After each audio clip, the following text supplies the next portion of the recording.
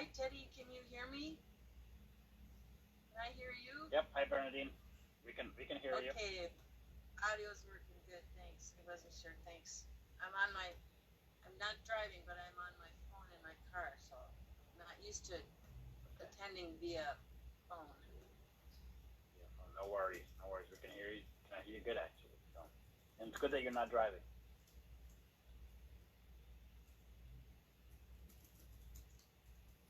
Okay. Do we have Carol or Diane on?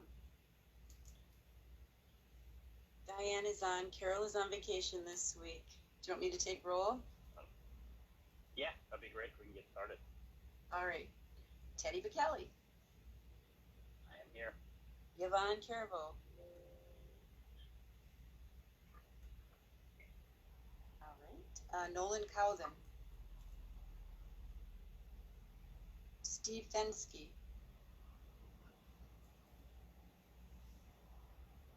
Steve Georgie.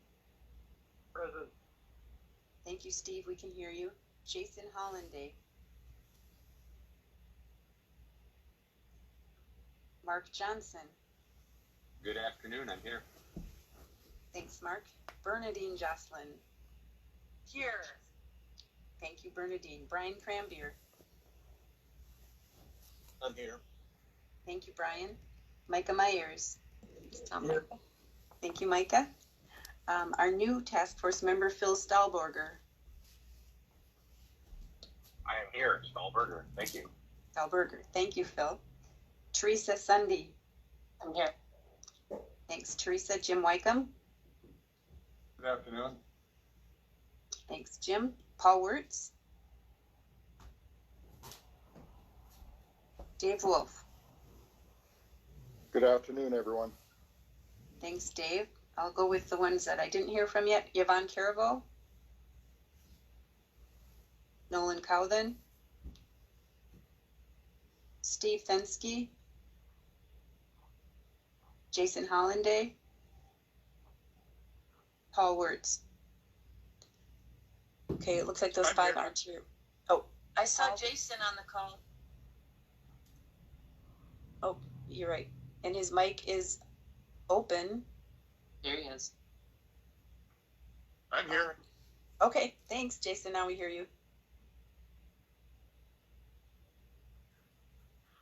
All right. Okay. Well, great. Thank you, Diane. I appreciate you doing the roll call, and then if others join, we'll just make sure we note them down for the records. So first order of business is to welcome a new task force member. So Phil Stahlberger, as you heard from the roll call, has joined us. We're glad to have him on the task force. Extensive background in healthcare, and he's got a deep appreciation for broadband. So Phil, without me going too much deep into it, maybe you'll do a quick introduction of yourself, as well as just give us a little bit of a high level why you wanted to join this task force. Great. Thanks, Teddy, and apologize for not being on camera. Currently traveling. As you mentioned, Teddy, I'm new to the task force. Appreciate the opportunity to be on this task force. Background is in healthcare. Currently work for Medical Transportation Management, or MTM, which basically works with Medicaid and Medicare to get people to and from their medical appointments. We work in 32 states around the country. Prior to that, worked at Blue Cross Blue Shield for about 13 years, and also did some work at the state of Minnesota. So happy to answer questions if need be, but really excited to be part of this task force. We're a logistics company that relies on technology, and I'm really interested to see how we can kind of help the healthcare field in terms of broadband access, et cetera, especially in greater Minnesota. So I'm excited to be a part of this. Thank you for the warm welcome and reception, all the information you guys sent over. Appreciate that, and look forward to the task force. Great. Thank you, Phil. Again, welcome to the task force. We're very, very excited to have you. So, and we deeply appreciate your contributions. Diane, I think I also saw Yvonne join, so you can mark that one down. Hi, Yvonne. How are you today? I'm good, thanks. Great. Okay, so as far as then sort of from a starting perspective, also approval of the minutes. Those were published. Any questions, concerns, comments about the minutes from the last meeting?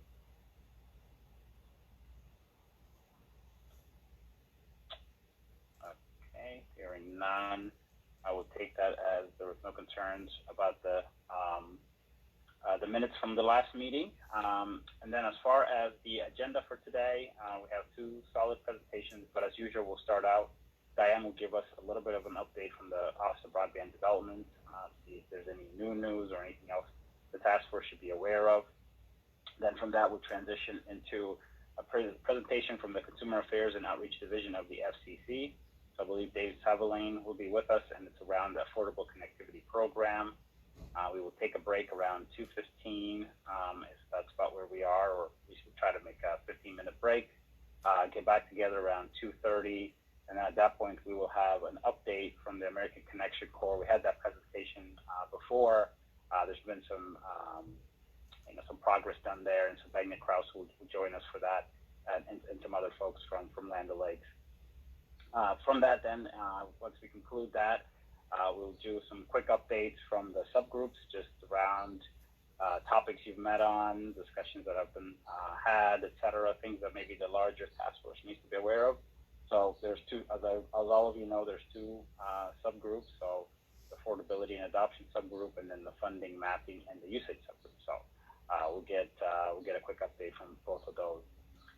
And then I will take a few minutes for other topics. Predominantly, there was a letter that circulated last week that we would want to, we had discussed it at the last task force meeting around the sort of our thoughts and position on some of the FCC awards, particularly to the Public Utilities Commission. So we'll review that. See if there's any updates or changes we want to make to that, and vote on that piece and see if that's something we want to submit. And then we'll just conclude the meeting with any public comments or any other business updates from folks on the task force, so from other folks that are sort of joining this meeting and want to make some remarks. So that is the agenda for the day.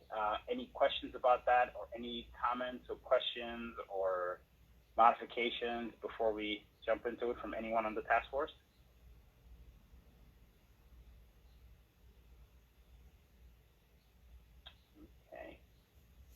I'm not hearing any. I'm not seeing any hands up. So yeah, you can either come off mute or put your hand up in the team. I will be happy to call on you there. Something in the chat, but yep. So okay, some folks have to leave early. Thank you for letting us know. That's no problem at all. Okay, so with that, we'll turn over to our first agenda item, which is an update from the Office of Broadband Development. Diane, I'll turn it over to you. Thanks, Teddy. I'll come back on screen. Just a real brief update on the office. The four of us in the office have a lot of things on our plate right now. First of all, I want to assure people that the digital equity application and the governor's letter of intent to participate in the BEAD program were both filed on Friday, well in advance of the deadline, which was yesterday for the digital equity plan, and the BEAD letter is not due until July 18th. The next deadline under those IIJA programs is August 15th, and that is for a BEAD filing. What we need to do is submit whether or not we want to accept the $5 million and commit the state to doing a 5-year plan. We're leaning that way. We would like the new executive director to be on board to finalize that decision, but I'm not sure that'll happen by then. In any event, we will get that filing in on time as well.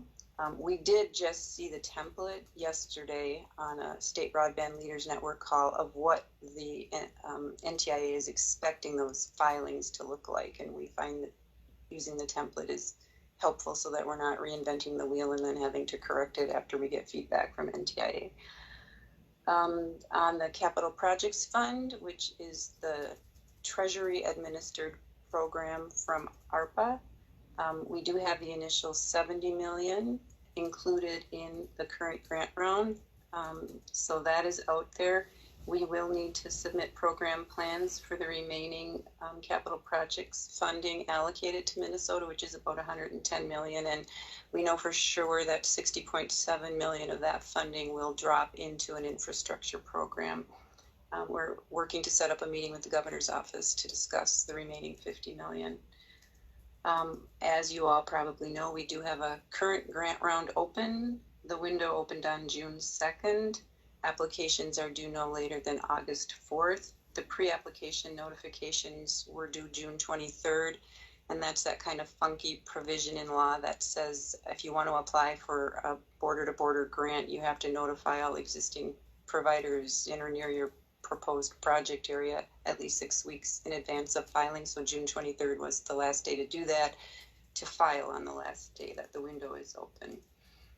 We also are using a portal to submit the applications. They can get kind of bulky and large with the maps and things that are required to be included. And that portal is open. Folks are registering if they plan to submit an application.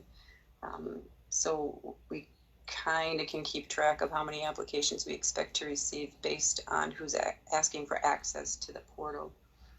Once the applications are in on August 4th, we will be turning that around and posting a list of the applications and the project areas and the speeds proposed as we are required to do by law. We'll have that up by August 9th, and that initiates the 30-day challenge window, which would conclude then on September 8th. We do hope to announce the winners or the awardees this fall yet. It's a pretty aggressive timeline, what we have, so some of that will depend on complications we see in the applications that are submitted, if we need to ask a lot of clarifying questions. If there are a lot of challenges, we need clarification on those. And then if we need to go to any of the federal agencies like the FCC or possibly the U.S. Department of Ag, because they are running their Reconnect round 3 approximately the same time as we are, and by federal requirements we can't award any federal funding to areas that have an enforceable agreement in place to receive federal funding for the same costs. And then lastly, I just give you an update on where we are in adding new staff to the office. We are in the final stages of the process for bringing a digital equity lead person on board. Hopefully, we should be able to announce that at the next task force meeting for sure. And that person would lead up that digital equity, which is a lot of new work for our office, and we really need somebody that can pay attention to all of the details required and to help put together the state plan for digital equity. On the executive director front, the application window was extended to July 8th, so those applications are all in. I'm not too engaged in that process. I suspect it'll be at least a 2-interview process, one with deed leadership and then one with the finalists with the governor's office so that they can make the final appointment. I also just put in a request and got approval to look to hire a couple of more grant administrators. We, in addition to the $95 million grant round open right now, we're hoping to open another grant round this fall if we can with that other at least 60.7 million, and we need to stand up the new program, the line extension program, by November 1st. And the next application window will include that low density pilot program. So we can't just reissue a lot of the same, the application materials will have to be revised to incorporate that pilot program. So that's, I think, an update on the office. If anybody has any questions, happy to try and answer them. Bernadine has a question. Hey Diane, thanks so much for that update.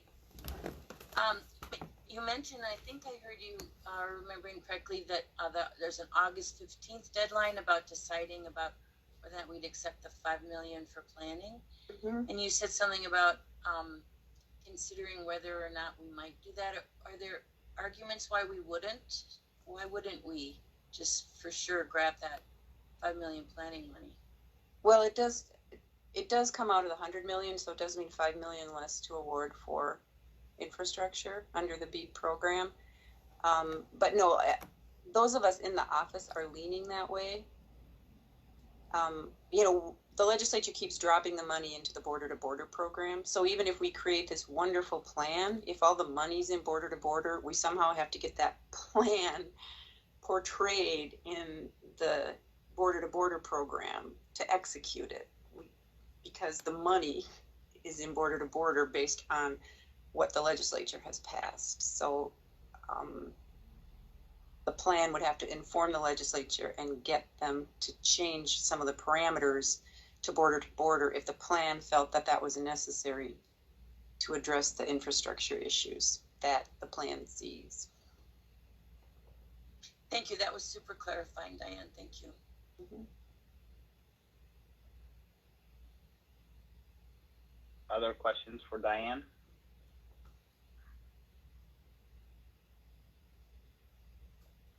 I'm not hearing or seeing any hands. So, Diane, thank you for that update. Lots of things in a 5-minute span there. Yeah. Okay. Transitioning to our next agenda item. Dave Saveling, I believe you are on. I did see you. Hello. Hi, David. Okay, so you're from the Consumer Affairs and Outreach Division of the FCC. Thank you again for being here and to give us an update on the Affordable Connectivity Program. And I will turn it over to you. Thank you very much. It's a pleasure to be here. Thank you for this opportunity to present on the Affordable Connectivity Program, or ACP, because we in Washington, D.C. love acronyms. So I'll be calling it ACP from now on. I'll go ahead and share screen and start slideshow. Let's see, screen, no. Where is it? Pardon my technical difficulties, here we go.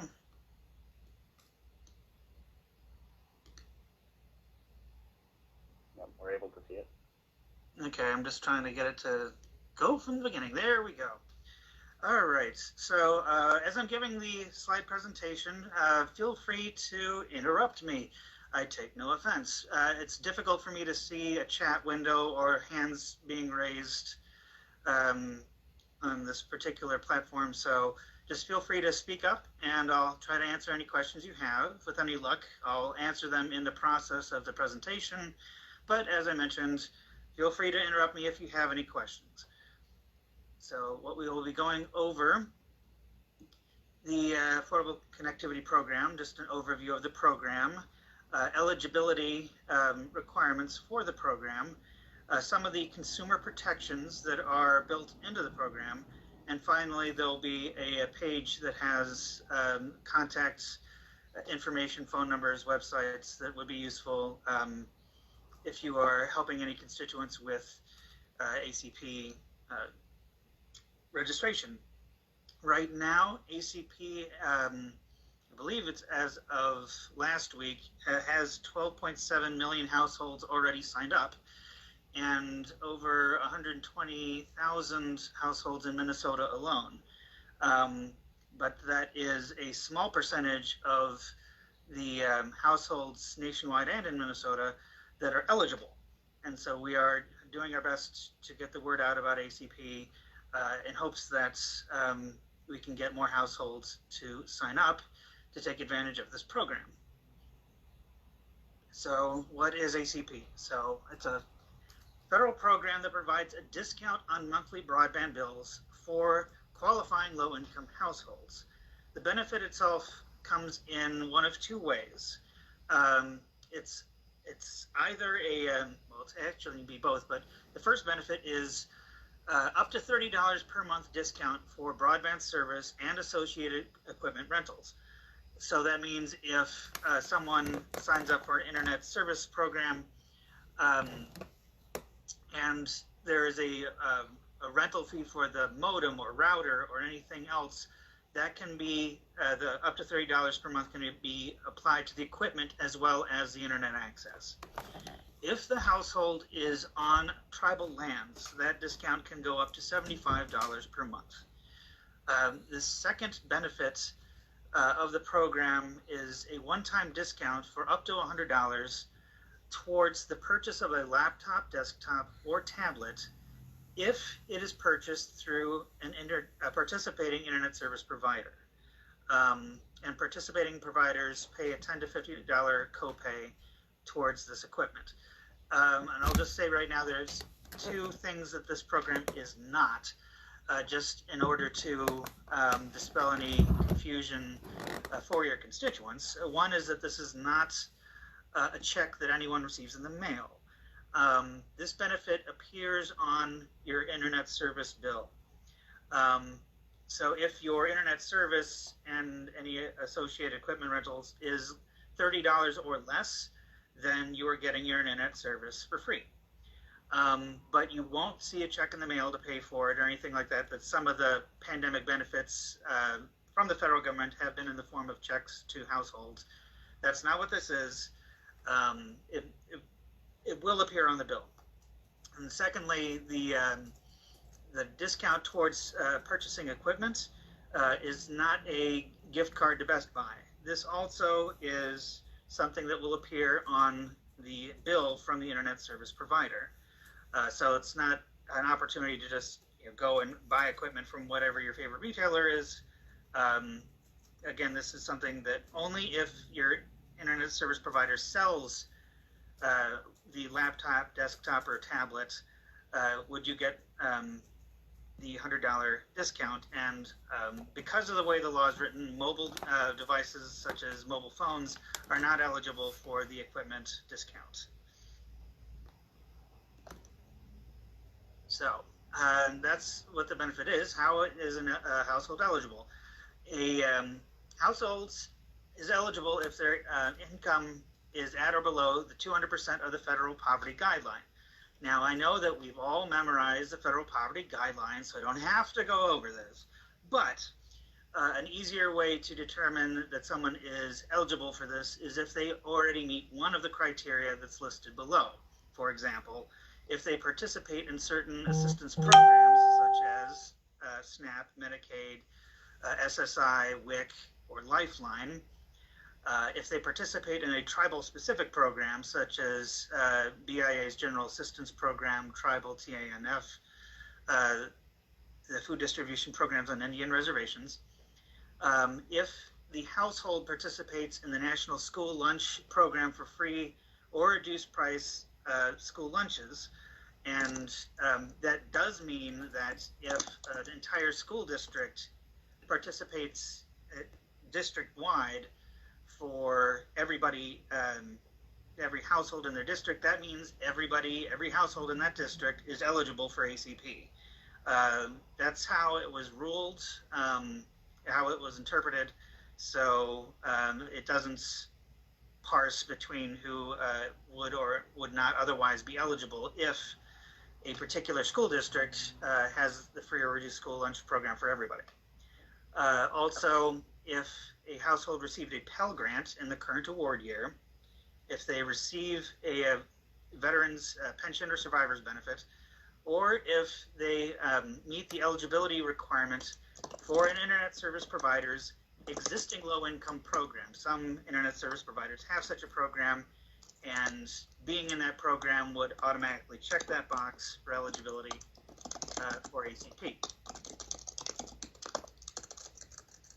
Okay, so that's what it is.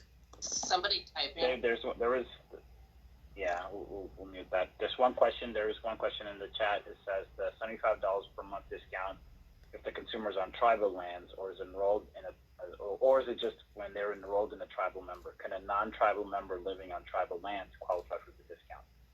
That is correct. The second one, that if a household is on tribal lands, they can get up to $75 per month. That's how the law was written and interpreted. Okay. So, how does one enroll? If there's any piece of information I would love to have retained from this presentation, it's this website, affordableconnectivity.gov. That is the website that one goes to apply for ACP.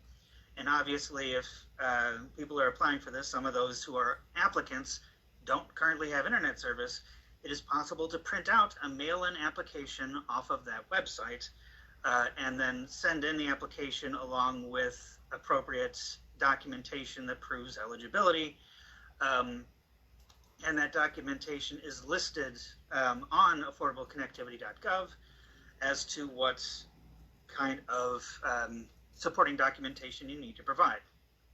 So that's the first step. You get a verification that you are eligible from that website, and the next step is you contact a participating internet service provider, and we have a listing on the FCC's website as to all of the participating providers, but it would be just as easy to, when calling an internet service provider, ask, are you participating in ACP? And if so, I would like to get internet service, and here's my eligibility information. So there are some internet service providers that have an alternate application they will ask you to complete. But the getting of the internet service it requires these two steps: getting the verification, and then the applicant needs to be the one who contacts the internet service provider and arrange for installation or whatever else is necessary. Not to toot our own horn, but we did have an event in Belgrade, Florida, not too long ago, where the community was mostly Haitian Creole speaking, so we worked with local churches to get people signed up, and it was just a matter of about an hour. We had 40 households that didn't have internet. By the end of it, they had internet. It was pretty much that simple. In some cases, they didn't have an email address, so the local community folks helped them get a free email address, and the first email they received was, "Congratulations, when would you like us to come by and install your internet service?" So it can be that simple if partners are interested in having events like that to help local communities get people signed up for ACP. Okay. Now, I did want to mention some of the consumer protections that are built into the ACP program.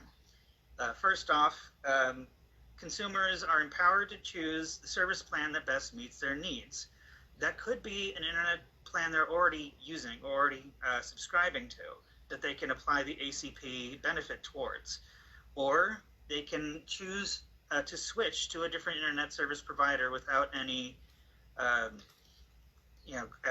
cancellation fees, etc. Consumers are ensured to have access to broadband service regardless of their credit status. So this is, after all, a program that's supposed to be helping low-income households. So credit status can't be used and won't be used to prevent anyone from applying for internet service.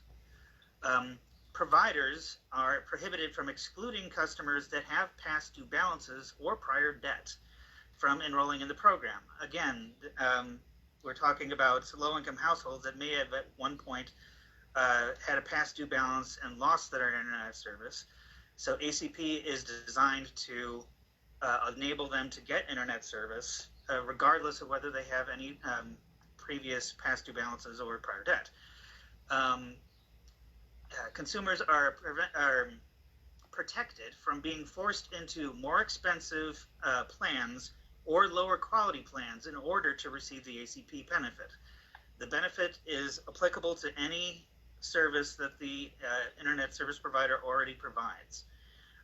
So if you receive information from a consumer that's a provider was trying to push them towards one program or another, that's against the rules, and feel free to contact us about that. There are provisions in the program to prevent bill shock and other financial harms, so that, that you may have had a number of households that were participating in the previous program, the Emergency Broadband Benefit, or EBB. There's a significant difference with ACP in that EBB was designed to end when the pandemic ends. So there would have come a time when all of a sudden the benefit stops, and the consumer would then have this bill that they may not be able to pay. ACP doesn't have an end date. So the funding structure is such that there should not be a time when the benefit just goes away and any consumer would be stuck with a bill that they can't pay. ACP recipients can switch providers, as I mentioned before, even if they currently have an internet service provider. And there's a dedicated FCC process for complaints regarding to ACP. I'll provide the address at the end of the slideshow for submitting those complaints. Okay, speaking of the end of the slideshow, this is the end of the slideshow. So again, the most important website, or most important information I'd want you to retain is affordableconnectivity.gov. It's the second to the bottom there. In order to apply, they have frequently asked questions. They have videos that can help people, walk them through the application process. The FCC's Consumer Hub is at the top link there, www.fcc.gov/ACP. And if anyone has questions regarding their application, if they need help filling it out, or if they submitted it and are waiting for a response, the ACP Support Center phone number is right there, 877-384-2575. And there's the email address there. The Universal Service Administrative Company, or USAC, is the organization that is administering ACP. They administer Lifeline as well. So you'll see that some of the email addresses and phone numbers go to USAC. That's why. We have a consumer FAQ webpage that's right there, Affordable Connectivity Program Consumer FAQ. We have an outreach toolkit for those that want to help spread the word about ACP that includes social media posts, draft news releases, press releases, posters, tip cards, a number of resources in other languages. There's videos including sign language. So I encourage you to take a look at that. All of the resources on the toolkit are free to use. You can co-brand it whatever way you want. You can reword things. No copyright considerations. Just have at it. And if you need to contact us specifically on ACP, our inbox for that is acpinfo@fcc.gov, the bottom email address there. So I will leave this up for a moment in case anyone wanted to write anything down, but I'm happy to take any questions you have at this time.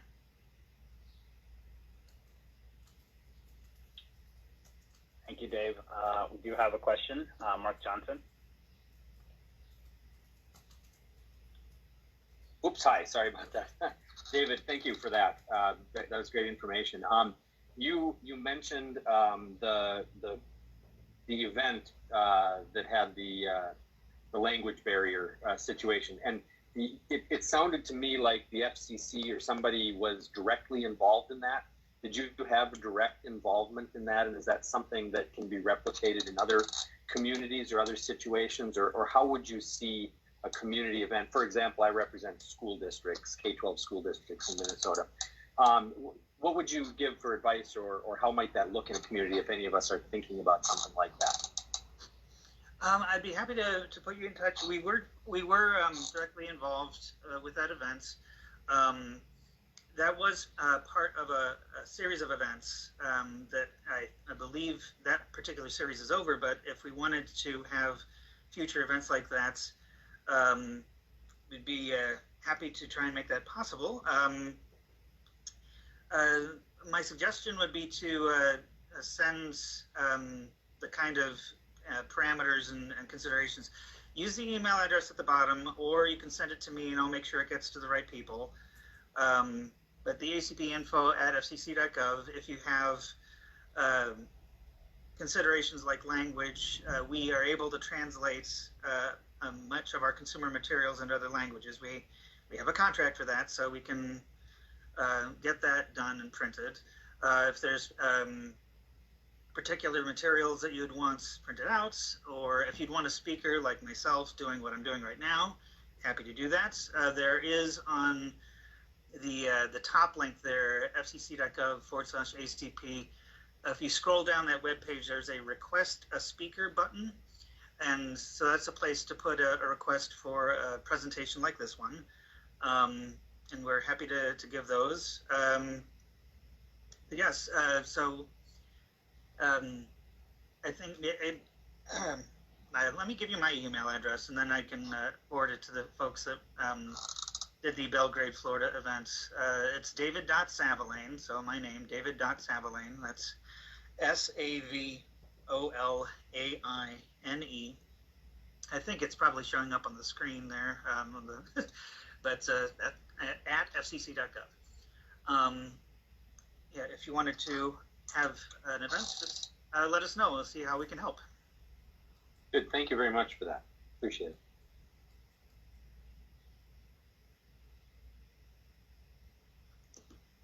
Other questions for Dave? Yvonne, go ahead. Hi, Dave. Thanks for your presentation. I just have a suggestion, actually. I help my brother, who's deaf, sometimes with his services and things. Something that would be helpful on your affordable connectivity page, for the help, is just to include a note that they could email, or they could call to, or they could text to arrange a TTY communication or a video call with someone who can sign if they have questions. Absolutely. I would also, I forgot to mention the third from the bottom link on this page, our accessibility page, because we have people in-house that do sign language translations for the commission. Mm-hmm. That could potentially be part of a presentation if there was a particular group that wanted that to be part of the presentation, if it would be helpful. So FCC 504 at fcc.gov. If there's any accessibility, including we can print our consumer guides in Braille, but we'd love to be able to try and help in that regard. So awesome, thanks. It's sometimes it's a barrier when my brother goes to a page and he sees all the different contact methods, and he's like, oh, I have to send an email, and then they'll respond back. I really just would like to have a conversation with somebody, and it's real inviting when it says need to arrange a video call or something like that. Then that causes him to act on it a little bit better. That's completely understandable. You want things to be above the fold, as they say on a website, so it's easy to find. But yeah, my current recommendation, in order to reach our 504 team, our accessibility team, and our interpreters, would be the FCC 504 at fcc.gov email. Got it. Thanks.